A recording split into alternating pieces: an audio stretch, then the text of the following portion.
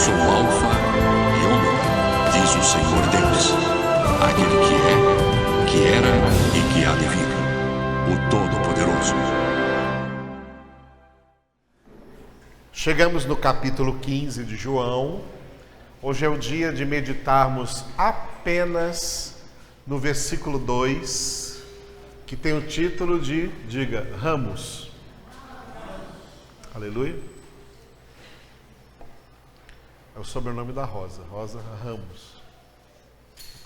Sobrenome da Rosa, né? Rosa Ramos. Ramos. Hoje é o dia de meditarmos sobre os ramos. Então, João 15, versículo 2, que é esse versículo que nós vamos ter aqui na parede, né? Onde Jesus disse: todo ramo que, estando em mim, não der fruto, ele o corta, e todo que dá fruto, limpa, para que produza mais fruto ainda. Repita.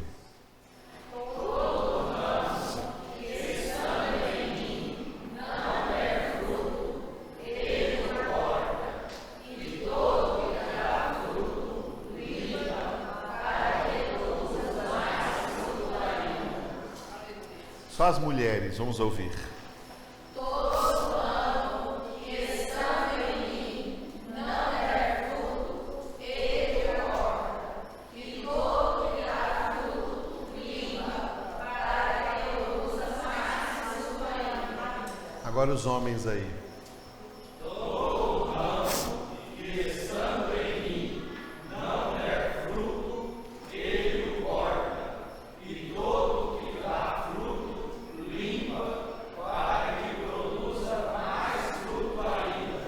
A última vez, todos juntos. Todo ramo que estando em mim não der fruto, ele o corta. E todo o que dá fruto, limpa, para que produza mais fruto ainda. Glória a Deus. Neste versículo 2, Jesus descreve como o Pai, Deus Pai, que é o agricultor, como está escrito no versículo 1, lembram do versículo 1? Jesus disse: eu sou a videira verdadeira e meu Pai é o agricultor. O versículo 2 começa dizendo como esse agricultor, o Pai, age com os ramos dessa videira. Então vamos primeiro identificar os ramos.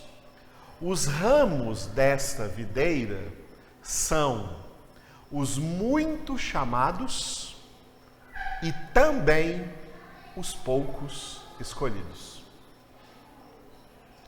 Mateus capítulo 22, versículo 14. Jesus disse: muitos são chamados, poucos escolhidos. Repitam.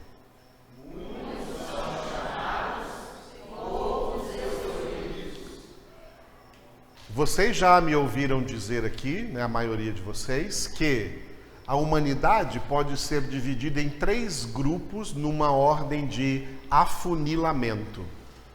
O grupo maior da humanidade é chamado de todos. Esses todos estão registrados em Romanos capítulo 3, versículo 23, onde está escrito: todos pecaram e carecem da glória de Deus, ou destituídos foram da glória de Deus. Todos, indiscriminadamente, todos na humanidade são igualmente pecadores. Existem diferenças entre pecados. Por isso que existem pecados maiores e pecados menores. Existe sim, viu? Às vezes você vai achar alguém falando, não tem pecadinho e pecadão. Tem sim. Diante de Pilatos, Jesus falou assim, ó: você não teria nenhum poder sobre mim se de cima não te fora dado. Por isso, quem me entregou a ti tem pecado maior. Então tem pecado maior e tem pecado menor.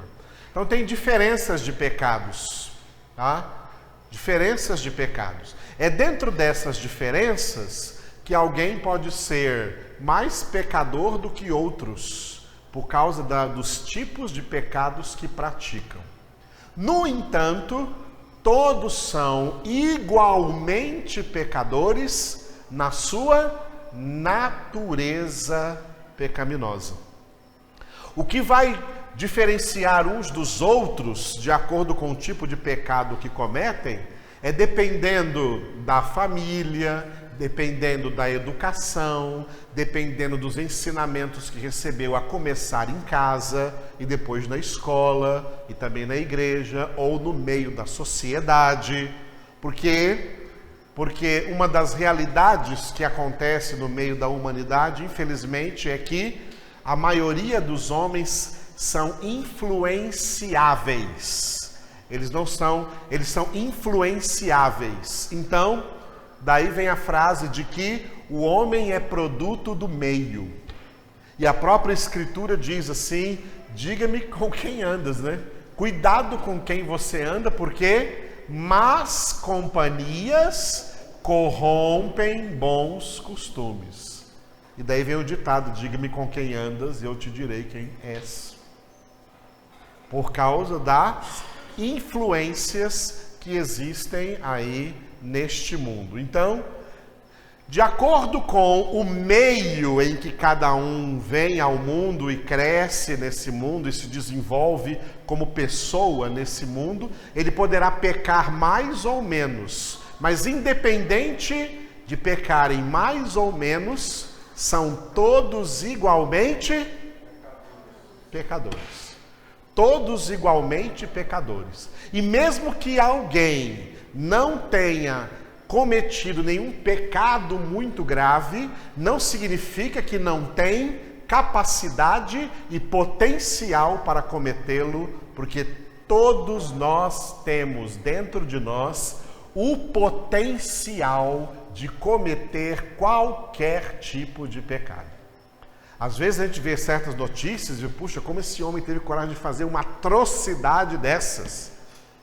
A vida que ele levou o conduziu a esse tipo de pecado. Mas não se admire, porque você e eu poderíamos também cometer o mesmo pecado. Foi por isso que Jesus igualou todo mundo lá em João capítulo 8 e disse para aqueles homens que trouxeram a mulher adúltera, apanhada em flagrante ato de adultério e que eles queriam apedrejá-la, Jesus resumiu tudo numa única frase: se alguém não tiver pecado, atire a primeira pedra. Ninguém pôde atirar pedra alguma, porque todos se viram ali acusados pela sua própria consciência de que todos são pecadores. Portanto, não se trata do que os pecadores cometem, porque entre o que os pecadores cometem pode haver diferenças. Mas aonde não há diferença? Na natureza pecaminosa. Todos são igualmente pecadores, e por isso Romanos 3:23 diz: todos pecaram e carecem da glória de Deus, destituídos foram da glória de Deus. A pregação do Evangelho, a pregação da palavra de Deus, através do ministério da sua palavra, Deus, dentre esses todos, olha só, não chama todos. Deus não chama todos. Nunca chamou todos. Embora o Evangelho seja pregado para todos, e a ordem é de pregar para todos, Deus não chama todos. A ordem de pregar para todos é para, como Jesus disse em Mateus 24:12, para servir-lhes de testemunho, e não para chamá-los, não para convertê-los, não para salvá-los. Quem chama é Deus. Por isso em Romanos está escrito que tanto os dons como os chamamentos de Deus são irrevogáveis. Deus é quem chama, Ele não chama todos. Desses todos vai surgir um grupo menor, que são aqueles que Deus chama.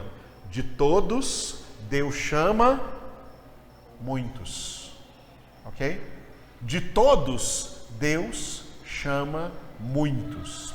Esses muitos são chamados à fé, são chamados à conversão, são chamados à santidade, são chamados a ser filhos de Deus, são chamados a ser ramos na videira de Deus, que é Jesus Cristo. São chamados a ser ramos na videira. O versículo que estamos lendo aqui diz que nem todo tipo de ramo na videira vai dar fruto. Tem ramo que vai dar fruto e tem ramo que não vai dar fruto. E nós podemos identificá-los. Os ramos que não dão frutos, que não darão frutos, e por isso, mesmo que estiveram na videira, mas serão dela cortados, são aqueles que são chamados de muitos. Muitos chamados. Desse grupo dos muitos chamados, vai sair outro grupo menor, que são os poucos escolhidos. Os poucos escolhidos, eles dão fruto. Aqui está uma diferença entre os muitos chamados e os poucos escolhidos. Uma igualdade. Ambos foram chamados para estarem na videira. Ambos foram chamados para serem ramos na videira, para estarem enxertados na verdadeira videira, para estarem enxertados em Cristo. Só que os muitos chamados, eles acabam sendo descartados de Cristo, porque eles não produzem o fruto. E aqueles que não produzem o fruto, o que o Pai faz com eles? Todo ramo, sem exceção, todo ramo que estando em mim não der fruto, ele dá outra chance. É isso que está escrito ali? Não. Ele não dá outra chance, não. Ele o corta. Ele o corta. É assim que o Pai age. Tá? Ele o corta. Todo ramo que estando em mim não der fruto, ao não dar fruto, ele provou que era dos muitos chamados e que não é dos poucos escolhidos. O Pai corta. O Pai corta. Os muitos chamados não dão fruto. Só os poucos escolhidos dão fruto. E os poucos escolhidos, representados aqui por todo ramo que dá fruto, o que o Pai faz com esse ramo? Ele limpa. Limpar aqui é podar, o serviço de poda que os que trabalham nas vinícolas fazem para que aquelas videiras que estão produzindo frutas boas, elas, por causa do serviço da poda, por causa do serviço da limpeza, elas venham produzir ainda mais frutos e cada vez melhores frutos. Vocês estão vendo que Deus é seletivo. Deus seleciona dentre toda a humanidade quem serão os seus verdadeiros filhos e filhas.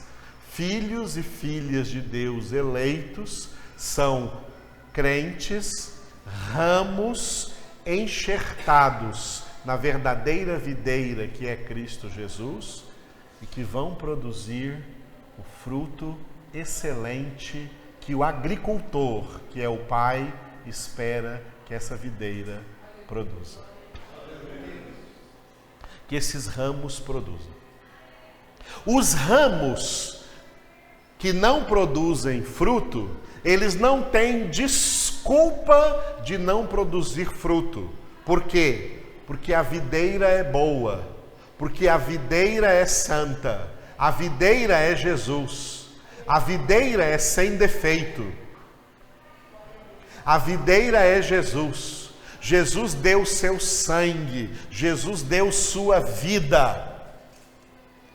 Jesus plantado desde a raiz de Jessé, o renovo que brotou da raiz de Jessé, Jesus é uma árvore boa, Jesus é uma planta boa. Ele não é como aquela vinha que nós vimos aqui no sábado, que representava Israel, que Deus esperava colher só uvas boas e colher uvas bravas. Jesus não é como aquela vinha que era Israel e que nós lemos lá em Isaías capítulo 5, não. Jesus é a videira verdadeira, a videira boa, que produz uma boa seiva. Portanto, nenhum ramo nessa videira pode dizer que não recebeu seiva, vigor, vida suficiente para ficar sem produzir fruto. Se o ramo não produzir, a culpa não é da videira. A culpa é de quem? Do ramo. A culpa é do ramo e não da videira. Por isso, o agricultor, que é o pai, quando vê que o ramo não produz fruto, ele corta. Amados, tá? É alarmante. É alarmante porque isso vai acontecer com os muitos chamados, porque esses muitos chamados são a maioria dos crentes. A maioria dos crentes não produz fruto. Os poucos escolhidos produzem fruto. Aleluia? Os poucos escolhidos produzem fruto. Então qual é esse fruto? O fruto do Espírito. Gálatas 5, 22, 23. Vamos ler? Vamos ler em loco. Eu sempre cito aqui o fruto do Espírito, mas hoje vamos ler porque é a esse fruto que Jesus se refere.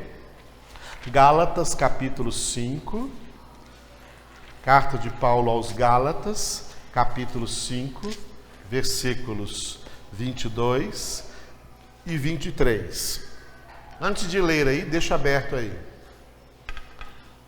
Muitas igrejas e muitos pregadores, muitos pastores pregaram e ainda estão pregando que esse fruto aí é, por exemplo, ganhar pessoas para Jesus.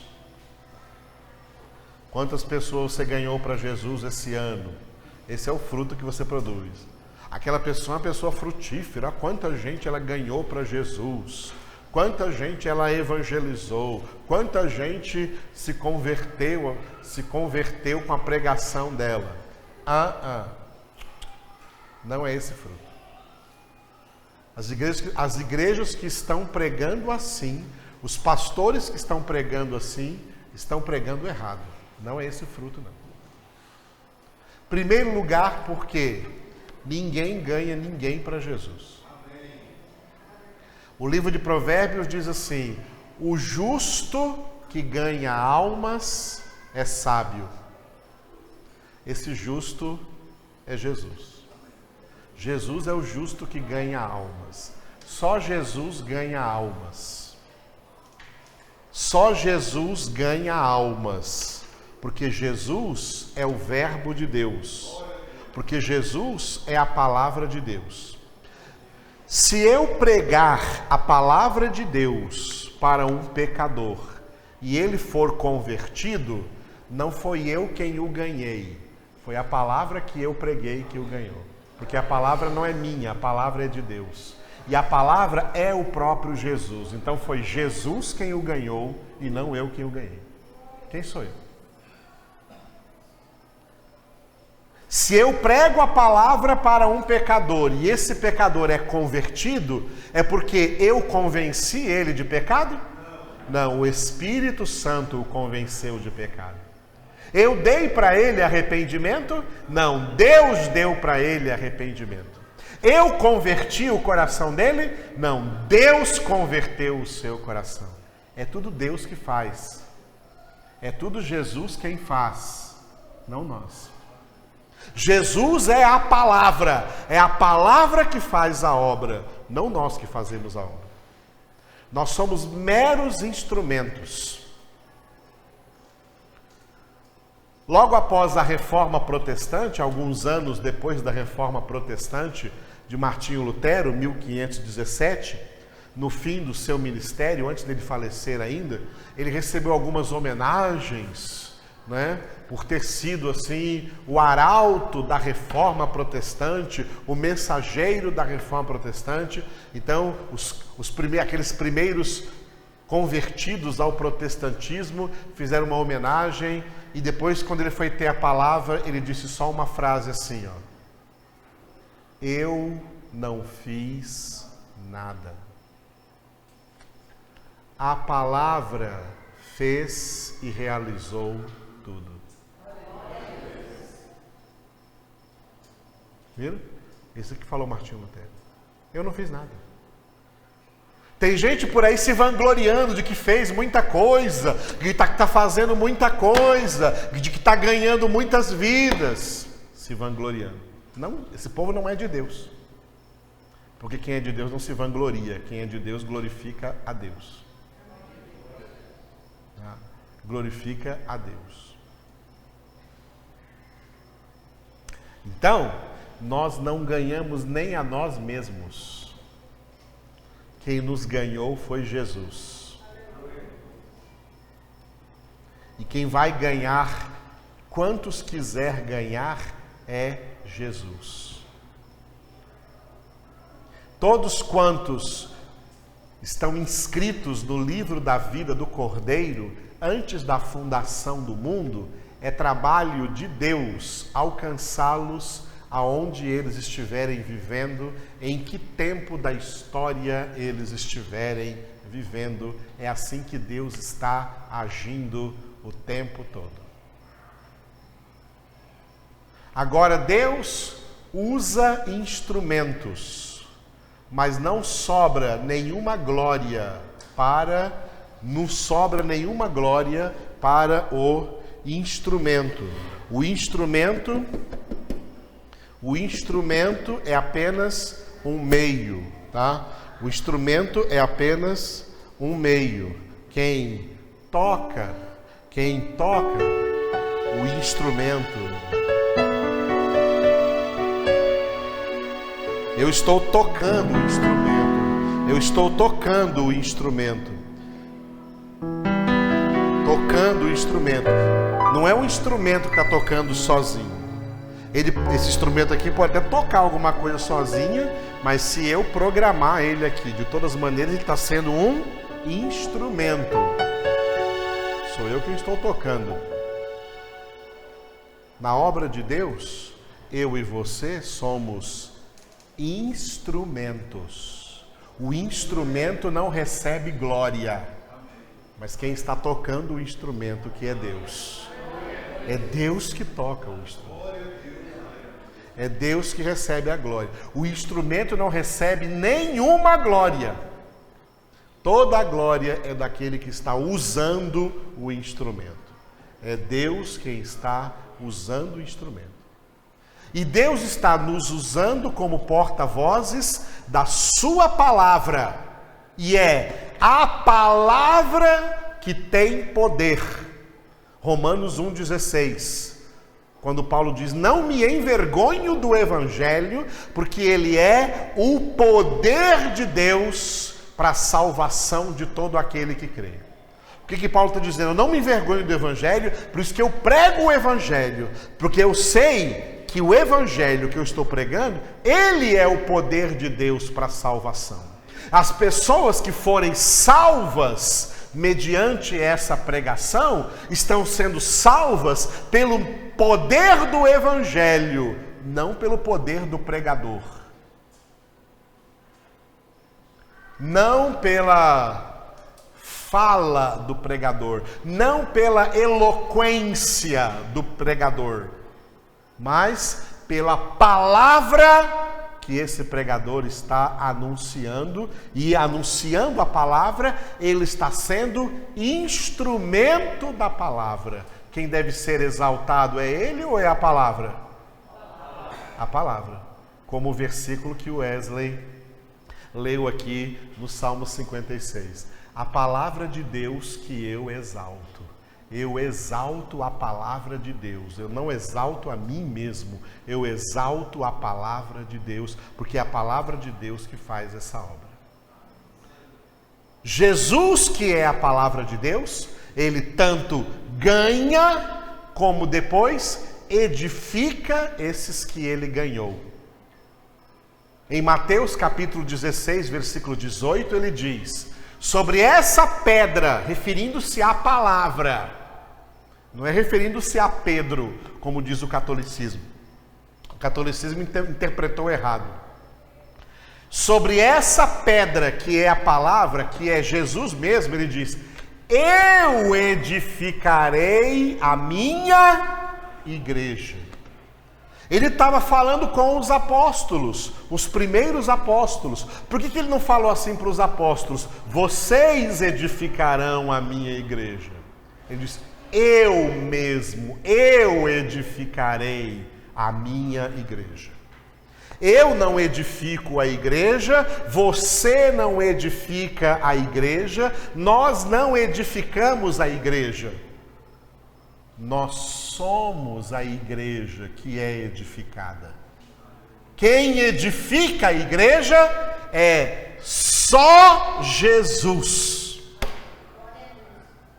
E homens que tentam edificar a igreja só estragam a igreja. Porque tentam colocar palavras inventadas por eles, ideias inventadas por eles, doutrinas inventadas por eles, opiniões próprias deles, e usam a palavra só como pretexto para criar um cabresto. Não, mas é a palavra que faz todo o trabalho, porque a palavra é o próprio Jesus. Jesus Cristo é a palavra de Deus. Jesus Cristo é o verbo de Deus. Jesus Cristo é a videira verdadeira. A videira verdadeira foi representada no jardim do Éden pela árvore da vida. Jesus era a árvore da vida no Éden, que o homem não comeu, porque comeu a árvore do conhecimento do bem e do mal. Jesus é a árvore da vida. Jesus é a verdadeira videira. Jesus é a palavra de Deus. Jesus é quem ganha pecadores, e Jesus é quem edifica esses pecadores, e Jesus é quem santifica esses pecadores. Tudo isso acontece como ministério total da palavra de Deus. A nossa santificação, que também é a transformação da nossa vida, ela acontece mediante a renovação da nossa mente, e o que renova a nossa mente é a palavra de Deus, que entra na nossa mente, anulando sofismas, destruindo pensamentos humanos, carnais, ideias humanas, carnais, mundanas, erradas, e estabelecendo na nossa mente a palavra de Deus. A palavra de Deus é a espada do Espírito, que o próprio Espírito Santo escreve aqui na nossa mente, para que nós sejamos cartas vivas de Cristo, escritas não com tinta, mas pelo Espírito do Deus vivente, não em tábuas de pedra, mas em tábuas de carne, isto é, nos corações, ou seja, nas almas. O Espírito Santo escreve a palavra de Deus nas nossas almas. O Espírito Santo escreve a palavra de Deus na nossa mente, e é essa palavra que nos liberta, que nos limpa, que nos salva, que nos santifica, que nos renova, que nos transforma na imagem do Filho de Deus, Jesus Cristo, a fim de que ele seja o primogênito entre uma multidão de irmãos. É tudo o Senhor que faz. Nós somos tanto o instrumento como o alvo dessa obra. Aleluia.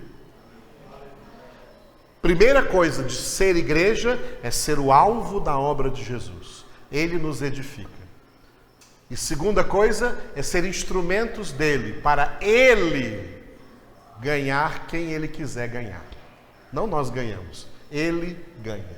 Nós somos apenas instrumentos, não fazemos nada.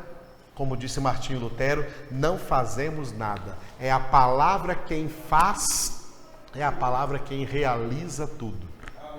Até o universo foi criado e é sustentado pelo poder da palavra, como está escrito em Hebreus capítulo 1, versículos 2 e 3. Pela palavra Deus criou e pela palavra Deus está sustentando o universo. Hoje morreu um senhor aí de 76 anos, que há mais de 50 anos estava numa cadeira de rodas, tido como um dos homens mais inteligentes da nossa era, né? Stephen Hawking, que vivia naquela cadeira. Vocês viram as notícias por aí hoje, né? Já viram, né? E negava a existência de Deus. Contradisse Einstein, Albert Einstein, que disse que é impossível estudar o universo sem perceber que esse universo tem um arquiteto, que esse universo tem um criador. Stephen Hawking, que morreu hoje, né, ele dizia que Einstein estava errado, que não existe nenhum criador, que tudo é fruto do acaso. Tudo aconteceu por acaso. Um dia houve um Big Bang e tudo começou a existir, tudo começou a evoluir, e é por isso que estamos aqui, somos obras do acaso. Um homem ateu, sem Deus, e mesmo com a doença grave que teve, não se voltou para Deus, não reconheceu a Deus.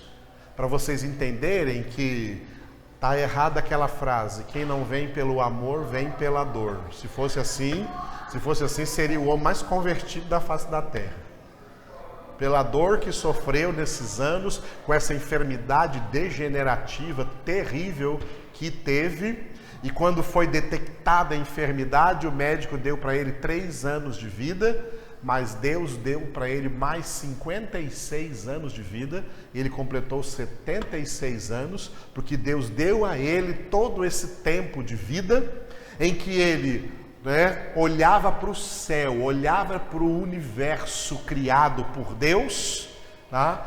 Uma frase dele é: olhem para as estrelas, não olhe para o seu pé, olhe para as estrelas. E olhando para as estrelas, ele não percebeu que, como está escrito no Salmo 19, os céus proclamam a glória de Deus, que o firmamento anuncia a obra de suas mãos. O homem da nossa época que mais olhou para o firmamento, que mais olhou para as estrelas, não conheceu a Deus. Não conheceu a Deus. não conheceu e não percebeu que Deus foi Deus que, pela sua palavra, criou e está agora sustentando todo o universo. Por ele tudo foi feito e sem ele nada do que foi feito se fez. Por Jesus, pela palavra de Deus. Por isso João 1 começa: no princípio era o verbo, e o verbo estava com Deus, e o verbo era Deus. Ele estava no princípio com Deus, tudo foi feito por ele, e sem ele, nada do que foi feito se fez. A palavra de Deus é o poder de Deus, irmãos. A palavra de Deus é o poder de Deus. Tem muita gente por aí hoje buscando o poder de Deus e rejeitando a palavra de Deus. E difamando o Evangelho de Jesus Cristo, difamando a palavra de Deus. E tem gente por aí, dizendo por aqui, igreja de palavra não é igreja de poder. Porque a palavra é letra e a letra mata. Não é igreja de poder, nós queremos poder. Esse poder está errado. Porque o verdadeiro poder de Deus é a palavra de Deus.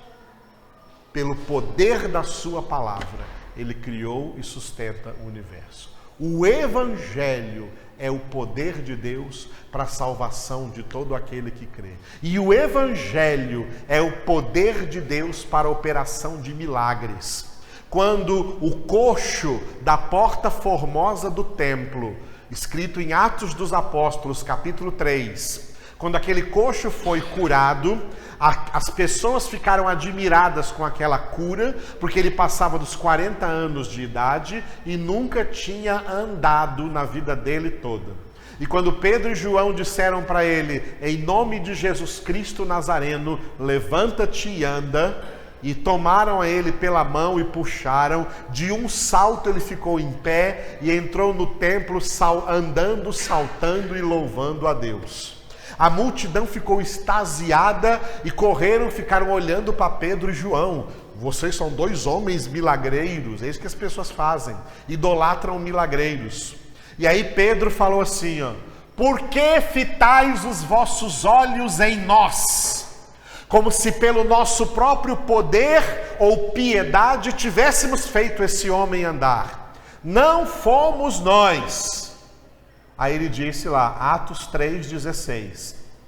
Atos 3,16.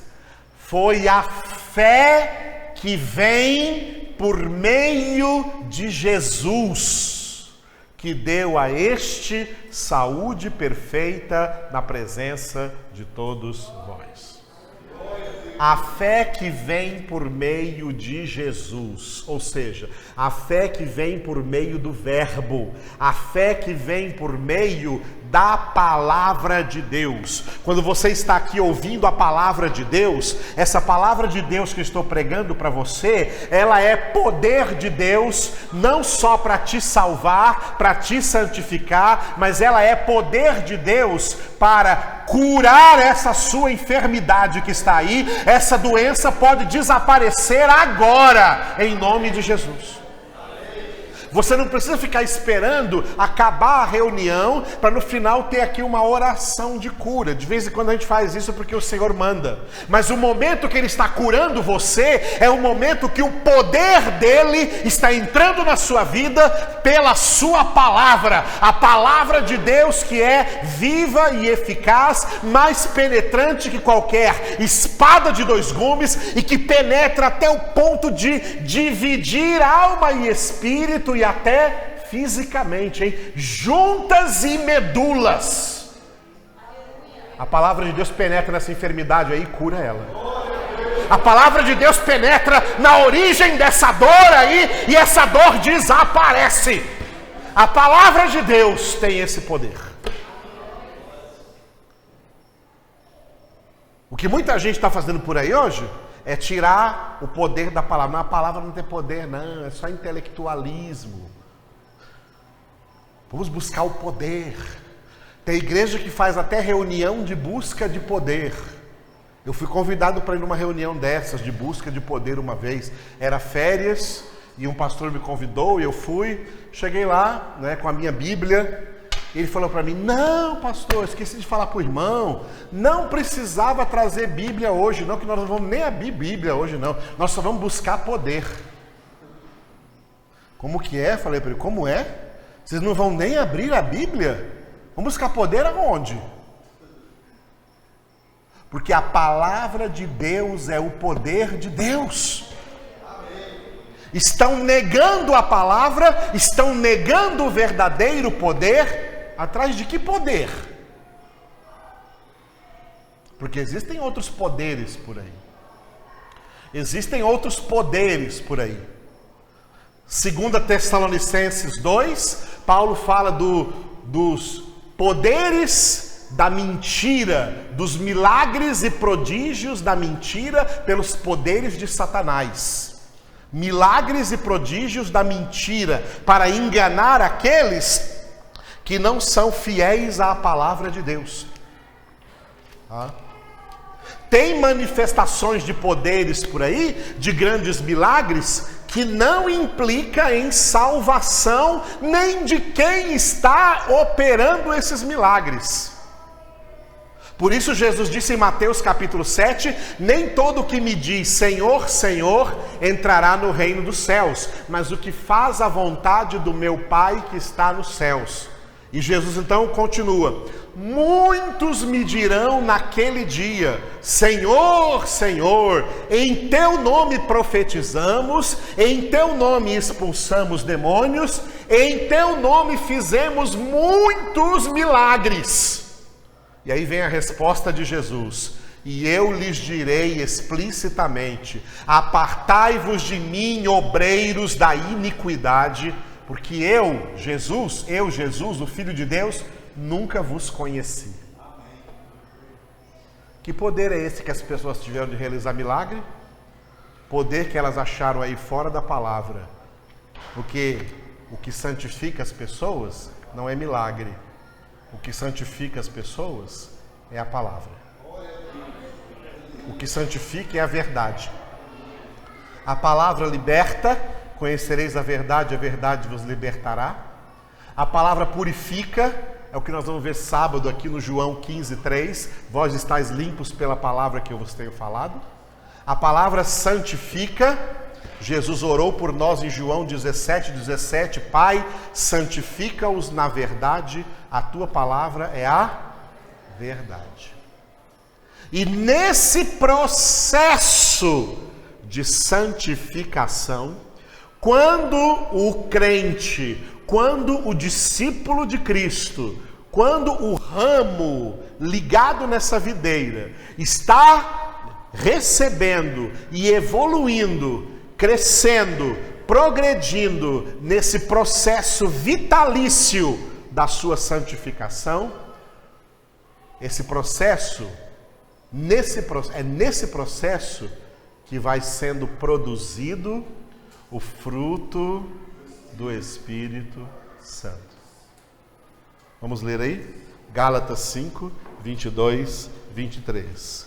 Mas o fruto do Espírito é amor, alegria, paz, longanimidade, benignidade, bondade, fidelidade, mansidão, domínio próprio. Contra estas coisas não há lei. Repita só as 9 características do fruto do Espírito, começando do amor. Diga: amor, alegria, paz, longanimidade, benignidade, bondade, fidelidade, mansidão, domínio. Só vocês.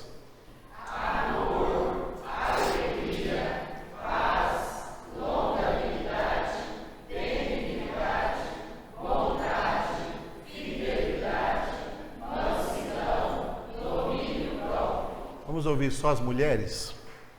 Amor, alegria, paz, longanimidade, benignidade, bondade, fidelidade, os homens aí.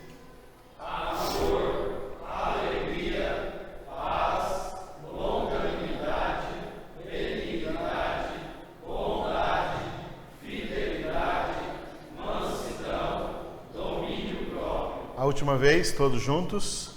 Amor, alegria, paz, longanimidade, benignidade, bondade, fidelidade, mansidão, domínio próprio. Por que eu fiz questão de repetir essas vezes aí? Essas nove características do mesmo fruto, o fruto que o Espírito de Deus produz na nossa vida. Porque nesse início aqui de João capítulo 15, a palavra fruto é uma das palavras mais repetidas, junto com o verbo permanecer. Só quem permanecer em Cristo vai dar o fruto, tá? Vai dar o fruto. Esse é o fruto que Deus espera que a gente produza.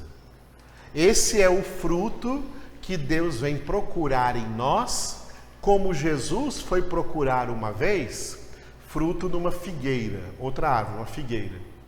Quando Jesus estava no ministério, ele chegou diante de uma figueira, porque aquela figueira estava muito bonita, as folhas estavam assim muito bonitas, e ele chegou para achar algum fruto, procurar algum fruto naquela figueira, e ele não achou nenhum fruto.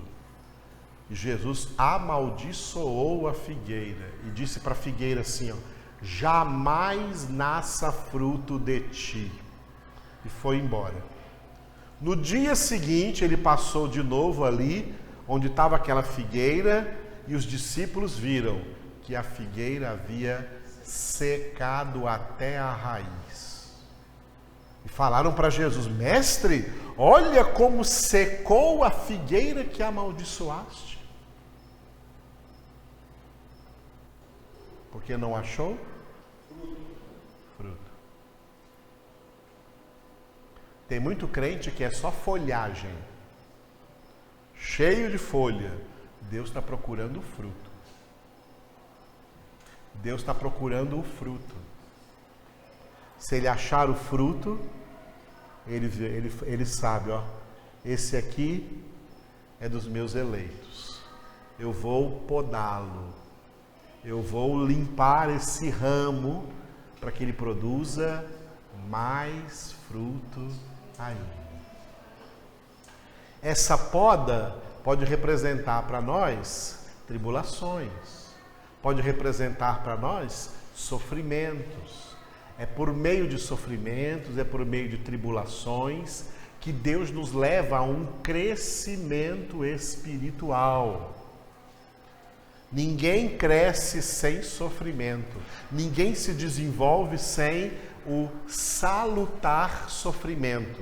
Por isso, quando a gente prega sobre sofrimento, a gente fala que existem dois tipos de sofrimentos. Sofrimentos evitáveis e sofrimentos inevitáveis.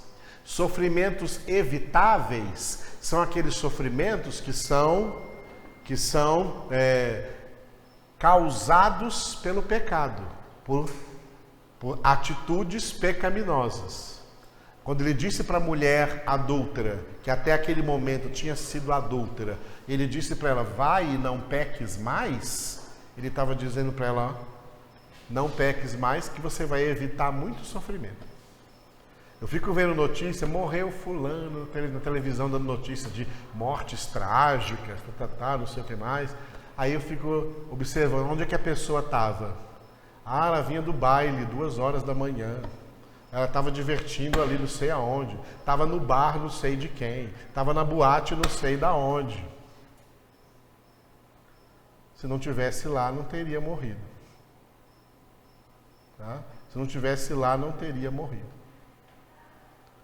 Até hoje está correndo o processo aí da Boate Kiss, lá do sul, que um monte de gente morreu lá dentro. Quem não estava lá dentro não morreu. Quem estava lá dentro estava no lugar errado, porque aquilo é um templo de Satanás. Boate é templo de Satanás. Balada é templo de Satanás. Quem está lá está no lugar errado. Está no lugar daquele que reina ali, é aquele que veio roubar, matar e destruir. Aí morre e todo mundo fica, ai, agora morreu, que tragédia. Realmente é uma tragédia. Mas poderia ser evitada. Poderia ser evitada? Sim. São sofrimentos evitáveis. Poderiam ser evitados. Jó era alguém que evitava sofrimentos. Você lê no início do livro de Jó, capítulos 1 e 2, e Jó é identificado como homem reto, temente a Deus, íntegro e que se desvia do mal.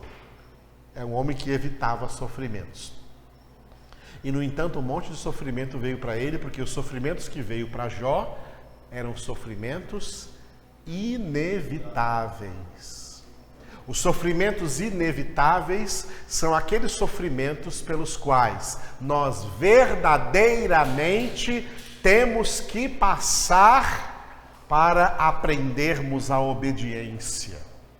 Até Jesus passou, como está escrito em Hebreus capítulo 5, versículo 7, quando o texto diz que Jesus, sendo filho perfeito, teve que aprender a obediência pelas coisas que sofreu. Nós aprendemos obediência por meio de sofrimentos. Nós aprendemos a ser santos por meio de sofrimento. Quem dera a gente conseguisse se santificar só na teoria.